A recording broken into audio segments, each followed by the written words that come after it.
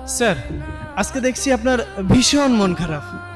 চলুন একটা গল্প শোনাই। যখন আমার ভীষণ করে কষ্ট হয়, আমি তখন এই কথাগুলো নীরবে শুনি। ধরুন আপনার খুব অসুস্থ মনে হচ্ছে, কেমন জানি শূন্য শূন্য লাগছে, ক্লান্তি লাগছে। তখন আপনি একজন ডক্টরের শরণাপন্ন হইলেন। ডক্টর আপনাকে অনেকগুলো রিপোর্ট দিল।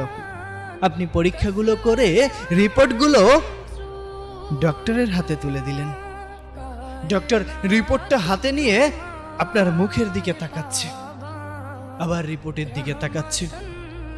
তখন আপনাকে জিজ্ঞাসা করলো, আপনার সাথে কেউ আসেনি?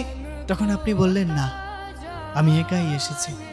অনেক দিন ধরেই ক্লান্ত মনে হচ্ছে, কেমন জানি মনে হচ্ছে, আমি জানি না।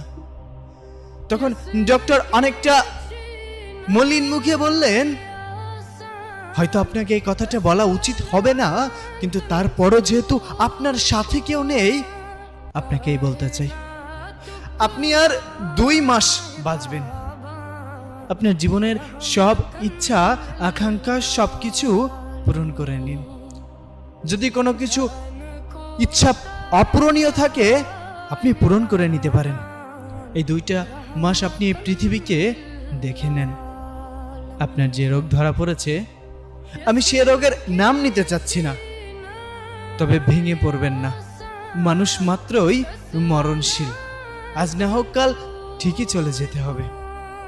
আপনাকে এজন্যই সতর্ক করে দিলাম, কারণ আমি এমন রোগী অনেক দেখেছি। ঠিক তখন আপনি স্তব্ধ হয়ে গিয়েছেন।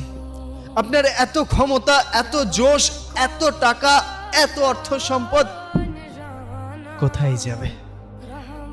কোথায় যাবে? যত বড়ই শক্তিশালী মানুষ হোক না কেন, মানুষ তো মরণশীল।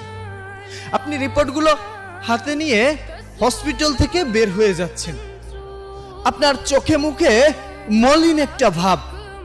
আপনি চারপাশটা খুব মনোমুগ্ধকর ভাবে তাকিয়ে আছেন, প্রকৃতি দেখছেন।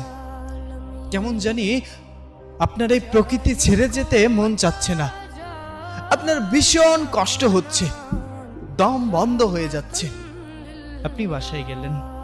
বাসায় যেতে অনেক দেরি হয়ে গেল। তখন প্রতিদিনের মতো আজও বাবা বলে উঠলো, দেখো তোমার গুণধর ছেলে এসেছে, নাও এখন হাত পা ধুয়ে খাবার দাও, খেয়ে আবার বের হোক। সারাদিন তো কোনো কাজকর্ম নেই।